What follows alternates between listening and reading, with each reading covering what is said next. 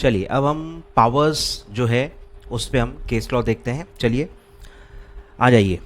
The board of directors of wood limited are authorise to borrow money up to 2 crore.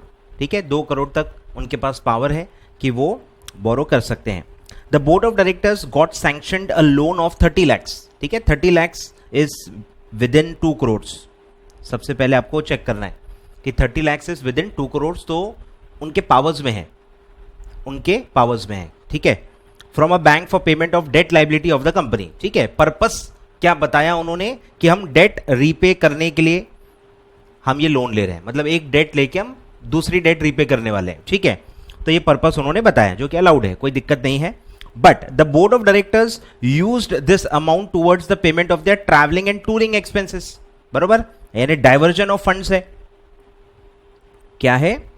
Diversion of funds, मतलब loan ले लिया उन्होंने, लेने के बाद उन्होंने मिसयूज कर लिया। ठीक है, will would limited be held liable for repayment of the loan discuss. अब सवाल ये उठता है कि अब ये वापस कौन करेगा? लिया किसके नाम से है? कंपनी के नाम से। कंपनी के जो लिमिट है, कंपनी ने जो पावर दे रखा है बोर्ड को, विद इन देयर पावर्स था, मतलब ये अल्ट्रा वायर्स नहीं था। लेने के बाद वो मिसयूज हो गया, तो अब सवाल ये उठता है कि लायबल कौन होगा, कि जो बैंक है उसको पैसे वापस कौन देगा? कंपनी देगी या ये बोर्ड ऑफ डायरेक्टर्स देंगे जिन्होंने ये मिसयूज किया था? मतलब आपको एक बात यहां समझनी है, पावर्स में आप ये सोचोगे कि किसको देना चाहिए, मतलब आप वैसा सोचोगे, मतलब आप सच्चाई के हिसाब से सोचोगे, वैसा नहीं सोचना है। लॉ के हिसाब से सोचना है कि ऑन पेपर क्या है और जो थर्ड पार्टी है वो किससे मांग सकती है। अल्टीमेट कौन बेयर करेगा उसकी बात नहीं कर रहा हूं मैं, बैंक किससे मांग सकती है, बैंक किससे मांग सकती है या बैंक किससे मांगेगी, ये आपको ध्यान देना है। कि जब डायरेक्टर्स ने लोन लिया, अरे भाई डायरेक्टर पर्सनल लोन थोड़ी लेने गए थे, कंपनी के नाम से लोन लिया गया है, बैंक और किसके बीच में ट्रांजैक्शन है ये समझना है। ऑन पेपर लीगल वाली बातें करनी है, यहां पे वो सारी एथिक्स वाली बातें नहीं करनी है। ठीक है, तो ऑन पेपर बैंक ने लोन दिया है कंपनी को, विद इन देयर पावर्स था, जो ले रहे थे कंपनी के बिहाफ थे वो ऑथराइज थे, लिमिट के अंदर ही लोन लिया है उन्होंने, तो अल्ट्रा वायर्स बोरोइंग नहीं थी। और अब लेने के बाद कंपनी क्या करती है, इससे बैंक को क्या लेना देना है? मुझे बताइए ना, डायरेक्टर ने जो भी किया इससे इसमें बैंक का क्या लेना देना है? बैंक ने तो प्रॉपर लोन दे दिया, प्रॉपर डॉक्यूमेंटेशन हुआ, प्रॉपर उन्होंने चेक किया कि विद इन पावर्स था कि नहीं, सब कुछ सही था। तो लोन तो अल्ट्रा वायर्स नहीं है, लोन इंट्रा वायर्स है, प्रॉपर है। तो कंपनी जो बैंक है वो किससे मांगेगी? कंपनी से। मतलब कंपनी के पास मना करने का कोई मतलब पॉइंट ही नहीं है। क्यों मना करेगी? जस्ट बिकॉज आपके डायरेक्टर्स ने आपको धोखा दिया है तो आप बैंक को पैसे नहीं लौटाओगे, ऐसा थोड़ी होता है। आपको लौटाना ही पड़ेगा, आप बाद में वो चल के किससे रिकवर कर सकते हो? अपने डायरेक्टर्स से। That is a separate thing, वो क्वेश्चन में नहीं पूछा है। अल्टीमेटली कौन बेयर करेगा? जिसने मिस अप्रोप्रिएट किए हैं, ये तो बच्चा भी बता सकता है। हम ये पूछ रहे हैं कि बैंक किससे पैसे वापस मांगेगी, कंपनी लायबल रहेगी या नहीं रहेगी। हमको कंपनी का लीगल पॉइंट ऑफ व्यू बताना है कि यस, कंपनी ही लीगली लायबल है कि कंपनी ने वैलिड लोन लिया था, ऑन पेपर लिया था, ऑथराइज था, विद इन द लिमिट्स था। तो ऑन पेपर कौन लायबल है? कंपनी ही लायबल रहेगी। और इससे रिलेटेड हमने केस लॉ भी पढ़ लिया था, जो वो आया था VKRST वाला, जो पढ़ा था अपन ने वही वाला है। ठीक है, फैक्ट्स ऑफ द केस उससे मैच हो रहे हैं। ठीक है, तो ध्यान दो।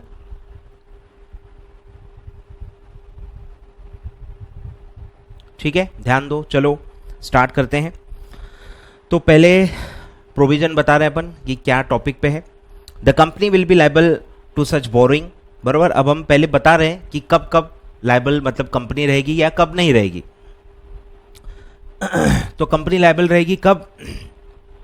If the borrowing is within the directors ostensible authority, कि जो बोर्ड का जो पावर है, जो एक्ट और आर्टिकल्स के थ्रू मिला है, वो उनके विद इन अथॉरिटी है।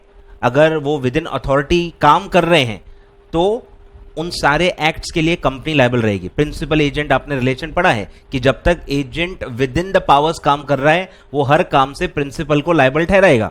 ठीक है, and the lender acted in good faith और if the transaction was ratified by the company. बराबर, लेंडर भी गुड फेथ में होना चाहिए। अगर लेंडर भी मिला हुआ है आपके एजेंट के साथ यानी डायरेक्टर्स के साथ, तो भी वो पैसे रिकवर नहीं कर पाएगा कंपनी से, तो उसका मतलब क्या बोल सकते हैं, उसका मिला हुआ न होना जरूरी है, बराबर। वो फ्रॉड में इन्वॉल्व नहीं होना चाहिए, वो पार्टी टू फ्रॉड नहीं होना चाहिए, ठीक है। और दिया ही है, और अगर वो ऑस्टेंसिबल अथॉरिटी में नहीं भी था करते वक्त, बाद में अगर कंपनी ने उसको रेटिफाई कर लिया तो भी फिर कंपनी उसके लिए लायबल रहती है, बराबर। तो स्टार्टिंग से ही पावर में है तो कोई प्रॉब्लम ही नहीं है, रेटिफिकेशन की जरूरत ही नहीं है। पर अगर पहले बियॉन्ड अथॉरिटी था या अमाउंट क्रॉस हो गया था, पर बाद में कंपनी ने उसको रेटिफाई कर लिया, मतलब अल्टीमेटली फिर कौन लायबल रहेगा, कंपनी, ठीक है। और अब है एप्लीकेबल केस लॉ। ये किसी एक पर्टिकुलर सेक्शन पे नहीं है, ये डिसाइडेड कोर्ट केस के ऊपर है। तो वो है VKRST firm versus oriental investment trust limited 1944। अब उसके पहले आपको फैक्ट समझाने हैं और उसमें क्या कोर्ट ने बोला वो समझाना है, और फिर वो जजमेंट को करंट सिनेरियो में अप्लाई करना है, ठीक है। तो उसके फैक्ट्स अभी हम पढ़ रहे हैं कि उस केस लॉ में क्या हुआ। Facts, under the authority of company its MD borrowed large sums of money, बराबर। अथॉरिटी था उसके पास और एमडी ने large sums of money borrow किए और फिर लेने के बाद उसको मिसअप्रोप्रिएट कर लिए, जिसका लेंडर से कोई लेना देना नहीं है। लेंडर ने कंपनी के नाम से उसको दे दिया ऑथराइज पर्सन को। अब वो अंदर क्या हो रहा है, पैसे कहां जा रहे हैं, लेंडर को इससे कोई लेना देना नहीं है, ठीक है। तो उसने बाद में मिसअप्रोप्रिएट कर लिए। Such borrowed amount is within the limit of paid up capital and free reserve, जो मैक्सिमम लिमिट है, जिसमें मतलब बिना अप्रूवल के भी आप ले सकते हो। बोर्ड को आपने पढ़ाई है, एक लिमिट के बियॉन्ड आप जाते हो तो बोर्ड ऑथराइज नहीं होती है, उसको शेयर होल्डर से अप्रूवल लेके ही बोरो करना होता है। पर अगर आप विद इन लिमिट हो तो बोर्ड अपने खुद के अथॉरिटी से वो बोरो कर सकती है।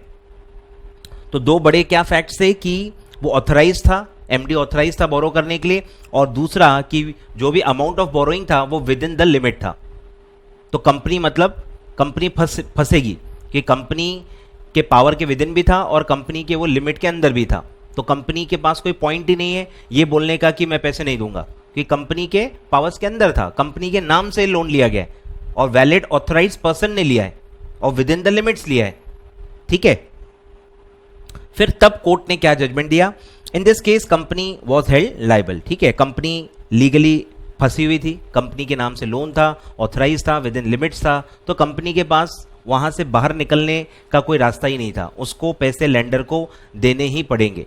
अब पलट के वो एमडी से रिकवर किए जा सकते हैं, ठीक है, वो एक अलग लॉ हो गया, ठीक है। Company was held liable stating that where the borrowing is within the powers of the company and the lender will not be prejudice, बरोबर। आपके एमडी ने आपको धोखा दिया है, इसके वजह से आप लेंडर को धोखा नहीं दे सकते।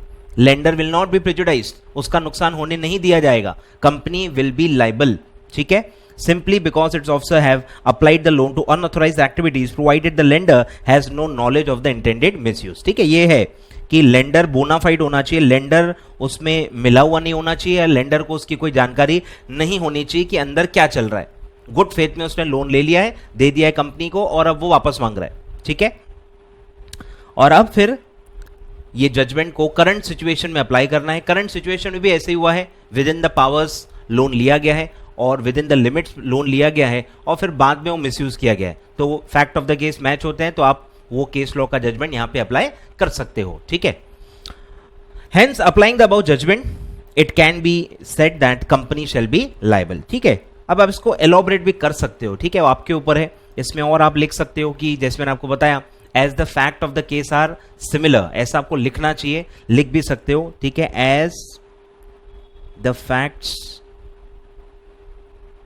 of judgment are similar to given question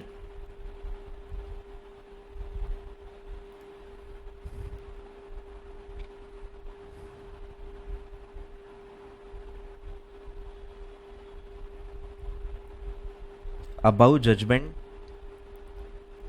can be applied, ठीक है।